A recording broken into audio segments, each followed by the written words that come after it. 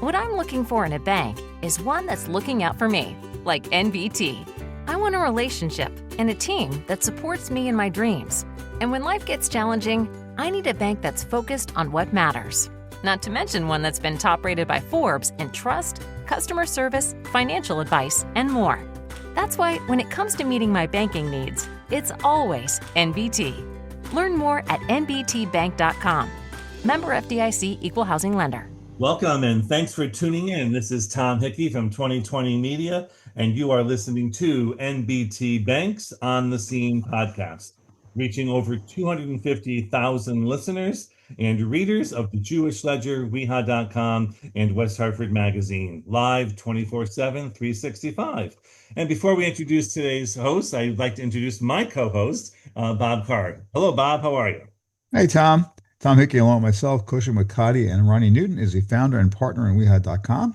Tom brings to West Hartford the Connecticut Jewish Ledger, West Hartford Magazine, which is West Hartford's original lifestyle magazine. The various tastes of West Hartford, the best of West Hartford, which is 11th anniversary, is coming up this fall, and a lot of fun events throughout the year. Our podcast is assembled and posted by the Modern Observer Group of Middletown, Connecticut. And today our guests are Maureen Kennedy, Senior Business Banking Officer at NBT Bank, and Andreas Kapetanopoulos, President of NBT Bank Connecticut. So welcome to you guys, and hope you're having a good day so far. Today is early in the morning. So Maureen, I do have starting off here. We know that from working in the community, NBT bankers are very involved in the community. And can you tell us about some of your community engagements? Well, there's several that I'm involved in the greater Hartford community, but one that's very close to my heart is the Aurora Foundation, which is actually based in Park Road in West Hartford. And the foundation is primarily focused on women and girls and their health, education, workforce participation, and developing them as leaders in the community. They not only do scholarships for girls, but they also support other foundations that are working towards the betterment of women. And it's a really great organization. We actually have our biggest fundraiser coming up on October the 22nd at the Bushnell. It's our luminary. We have a guest speaker, and it's a wonderful night. So you can go to their website, the Aurora Foundation, and get more information on that. And how do you spell Aurora, just in case some of our listeners are not familiar with it? Yes, that would be AURORA. Just like it sounds. Okay, there we go. Great. Excellent. Early morning test. Yeah, that's right. Early morning test, exactly right. So they were on Park Road. They used to be on North Main Street, right, Maureen? I think, or no? Correct. Yeah. They moved their offices about a year ago. Yeah. Okay. There you go. All right. So someone's in West Hartford. Tom knows who they are. Andreas, so just quickly, can you give us again a brief update and background on NBT Bank, what's going on with the bank in general, and what's going on in Connecticut? Sure. Good morning. Glad to be back here. Yeah, things have been exciting here at NBT Bank. I'm in my 6th year, actually almost wrapping up my 6th year, going into my 7th year here since we planted our flag in West Hartford and continue to grow. We merged with Salisbury Bank out in the northwest corner. It's just hit our 2-year anniversary with that, and that's been going really, really well. And we've been focusing on lately trying to merge central Connecticut with the northwest corner. So we're focusing right now on the Torrington market, looking to set up a branch there, and actively looking at other areas as well in the region to continue to grow our brand. But it's been a great ride. I think the community has been very welcoming. We've got a strong team as well. So been very, very good. Well, you guys have been so supportive, Andreas, of the community. I mean, I feel like I can't go anywhere and I can't go to anything, including this podcast, without you guys, being involved in some way, shape, or form. That's obviously very strategic that's a big piece of what we do, giving back. Supporting the communities, just like Maureen mentioned with the Aurora Foundation. I'm actively involved just with the Chamber, with Rotary, just to name a couple local organizations. So, and that's a big piece. And our sponsorships and donations, that's also, I manage that part together with Maureen and the other bankers. And, we really try to give back to the community and support the local organizations. I think that's kind of my strategy. I kind of look at it as a very local grassroots effort. And that's, I think, where we really can make a bigger impact. Great. And the branch, is that the right word for the location in West Hartford? We still use that word. Yeah, we still use that word. Okay. It's a beautiful building if you've never been on it or in it. But please don't tell me that's been over a year. Has that been over a year already?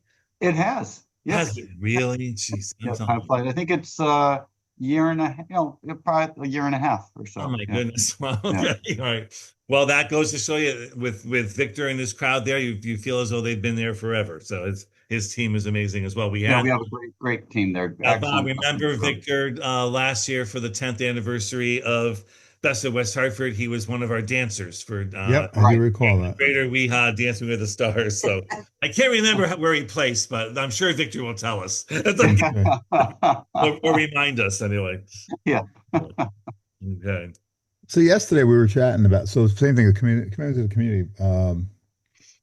Maureen mentioned how she deals with the client base. And so can you give us a little background, Maureen, on what a business banking officer is, and then, how you handle and deal with the customers that you have and how you manage to be there for them like you would be in the community.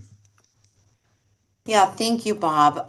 My role as a business banker is not only to help customers achieve the type of financing that they need for their businesses, but also to help them with other services that the bank offers, such as checking accounts, money markets, and cash management, or what we refer to as treasury management, which is a really important piece for businesses today, especially when we look at all the fraud that's happening in the world. One of the services that our treasury management offers is something called positive pay for both checks and ACH. And ACH stands for automated clearinghouse, which are automatic debits that come out of their deposit account. Yeah. So the customer would download a file that comes to the bank every day, and we're able to see the checks and payments that they've authorized and make sure that we pay those. And it also helps to flag anything that's coming in fraudulently so that we can get ahead of it before it becomes an issue for that customer. Yeah, we did talk about that a little bit, that the fraud is a big problem, obviously, in the world today, and it gets worse and worse. And the folks out there who are trying to defraud us are really, really smart, and so they constantly keep playing around with the way they come after the money. So the treasury management sounds awesome. So you're managing. So if I write a check as a business, I go in, who I wrote that check to, and then you're double checking when it clears that is who I wrote it to. Exactly. Awesome. And one of the things I'd love, just my own personal experience, with NBT, as a customer as well, what I've enjoyed about NBT is that, I don't consider myself certainly not a big business, and not terribly small, either, but I'm treated the same way. I actually think I'm treated better, than some, of the customers that I, hear of other banking relationships, that they have with companies. Is there what's the profile of the typical business that you're looking for? Does it exist, or? I don't think that there's any kind of business that we're actually targeting. Okay. We enjoy working with businesses, both large and small. We want to give that same level of attention and excellent customer service to everyone who walks through our doors or is looking for our services. I think one of the things that I feel that sets me apart a little bit against my competition, if you will, is that my sense of urgency always matches that of my customer. And I think that's really critically important. When a business is coming to you because they have a lending need, If a business is coming to you because they need assistance with fraud issues or any other issues, they really need to be front and center for you at that moment, at that day, even in the evenings. You have to be there for your customer. And the day that you're not, well, you're not really giving them 100% of yourself or your company. Great. And if people are interested in starting a business relationship with NBT, and if they haven't already, how do they reach you guys? Well, they can certainly reach out to me via phone, and I do have a company cell phone, and that number is 860-571-1623. You can also reach me via email at maureen.kennedy@nbtbank.com. Great. Could you repeat both one more time, Maureen, for us, just to make sure we have it? Sure. The cell phone number would be 860-571-1623.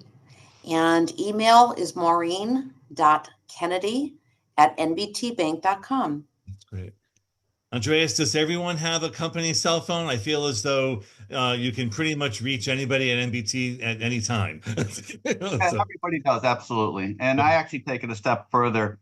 I just use my personal cell phone and I give that out, and that way, wherever I am, I get the messages, and I'm comfortable. I like texting, so I always tell people, just text me. That way, I'll respond right away, and we'll reach out and see what, whatever problem or issue you've got, we'll address it for you. Great. And I can actually just interject here, just because we talked about business banking, but we never really defined it a little bit, because every bank looks at business banking, has a definition of it a little bit differently. At NBT, we take the benchmark of saying when a company is looking to borrow up to $1 million, fall into our business banking group. And what that allows for is streamlined underwriting. If somebody comes to us for, say, a $3 million loan, we're going to ask a lot more questions and ask a lot more information. They come to Maureen for a $500,000 loan, we're not going to request as much information, and we'll use a scoring system and make it a lot more streamlined for them. Yeah. So that's a big difference in that. That's very helpful. Thank you. That's great. And I think that will be helpful to the people who are listening, as well, because if you're like me, and I don't know why this is, but you don't necessarily always. A lot of people perceive the banks or a bank, as their enemy, or whatever, and they don't want to ask questions, or they don't want to, seem bothersome, or, I'm on the other side of that. I ask way too many questions, and I probably, too annoying to a banker, but asking the questions from our part is also part of building the relationship and understanding the business and making sure we're offering the right products for them. Yeah, it's that comfort level for sure. Yeah, absolutely. So Maureen, folks, I'm sorry. Bob, we're going to ask about expansion. I was just wondering where's NBT going? No, I was going to actually go back to a little bit about business banking, and then that's fine. We talked a little about this yesterday. We had access to capital, financing, cash flow management. Could you kind of describe what those things mean? Like what each of those pieces mean for our audience? So if a customer is looking for access to capital, a lot of times for me, that means that they're in need of a lending relationship. So we offer commercial real estate mortgages, and we offer term loans, and we also offer working capital lines of credit. And those lines of credit help businesses to maintain a positive cash flow by allowing them to borrow money to offset receivables so that they can meet payroll, so that they can, pay their utilities and keep their company up and running while they're waiting for their companies to pay them. So that's one way that we're able to help our customers to maintain a good cash flow. We also offer things like merchant services, those are credit cards. So a lot of businesses now accept debit and credit cards, and we partner with Clover, and it's been a wonderful partnership, and customers are really, really happy about that. We also have a wealth management group, and that group not only helps people to invest funds that they already have, but they can work with businesses, large and small, to to develop and put in place retirement plans such as 401ks and that type of thing for their employees. So we and also insurance. So we have a large insurance group as well. So we really have all the pieces that a business, and again, large or small, would need, to make their business grow and that type of thing. I'm I don't know, embarrassed. Tom, about you, Tom, but I had no idea about that number of services. I didn't have no idea that they had the number of services that were provided. That's awesome. Learned something new. When you talk about insurance, Maureen, I don't want to spend too much time on that. Say maybe if we want to, we could do that on a separate podcast. But what do you mean? Business insurance or life insurance, or what is? Sorry for asking such a silly question. No, that is okay. Pretty much all insurances. When I refer to them, typically it is for liability insurance and property insurance, not just for businesses, but also for consumers. And Andreas, you may be able to expand on some of the product offerings. Oh, sure. Yeah, we have. I mean, it's a complete financial offering from the full insurance, property, casualty, liability, and we also have actually we have a very robust 401k platform. It's a national platform, and it's actually the same one that Maureen and I use for our personal 401k at the bank. So we actually interact with it all the time, and it's very good. And like I said, it's something that's growing and goes nationally. So that's another strong piece of the business that we can offer.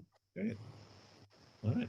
Well, since two people on this podcast, Bob and I, didn't know about that offering, that might be a potential podcast conversation. We'll dedicate it to that, but that's another day. In the meantime, Maureen, one of the things that I've been wondering about too, I know that NBT obviously is not everywhere yet. Andreas mentioned earlier, sort of the greater Hartford, greater West Hartford, Litchfield, county, area. What do businesses do who need to, I don't know, where are you not? Say a Fairfield County or a New London marketplace. How do they become a customer, or do you want them as a customer of NBT? Well, we absolutely want them as a customer. We pretty much cover the entire state of Connecticut, and technology has made it very easy for businesses to bank if their bank is a bit of a distance. Through our treasury management, we offer something called remote deposit capture. So they are able to make deposits and scan their checks and that type of thing. And it hits their account right away. And so they're able to do it that way. When it comes to servicing and helping them to get accounts opened, or, I'm happy to go right to their business so that they don't have to take time out of their busy day to come in and spend time in the branch. It takes a few minutes to get an account opened and the travel time. So you can't operate your business if you're trying to do your banking. And so we try to make it as easy as we can by actually going out to the customer in person and taking care of whatever they need. Do you think has it always been that way, Maureen, for you? Or do you feel as though things changed as COVID, as people's behavior changed? I mean, I joke with Bob all the time. I don't think that I have given an in-person presentation. Since COVID, everything is virtual. Be Teams or Zoom or whatever people are using. So have you felt that in the banking industry, or is it? I haven't. Okay. Yes, we went through a worldwide pandemic, but I talk to people all day long on the phone, and you always hope that you're making a good connection on the phone. But most times I can tell you it's not until I actually get to meet them in person, face to face, shake their hand, sit down over a cup of coffee, and get to know them in person that I feel like that connection's really made. So that's important to me. It's important to me not only for my line of business, but for me as a person. And I think those relationships, I have customers who had followed me from the few different banks that I've worked at for years. No. I hate to tell you how long I've actually been doing this, but and that is one of the most gratifying things, is that you've established these relationships. You know the business owner, you know their kids, you know the grandkids. And that is the most gratifying thing for me as a banker. Beautiful. So it's real personal relationship with you, Maureen, obviously business. How do they reach you? Again, just to remind everyone.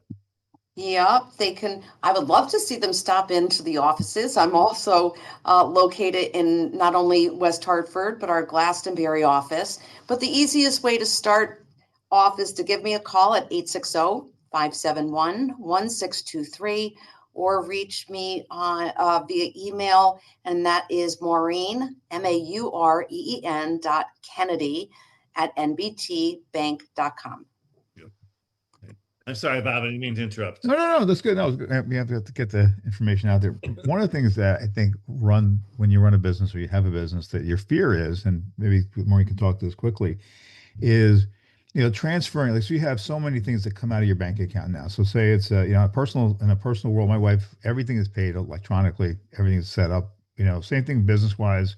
You have all your electronic payments that come in, through other sources, and or come out through your checking account. So in transferring all that over, that seems very daunting. That's why I think a lot of people would say, I'm not going to change banks.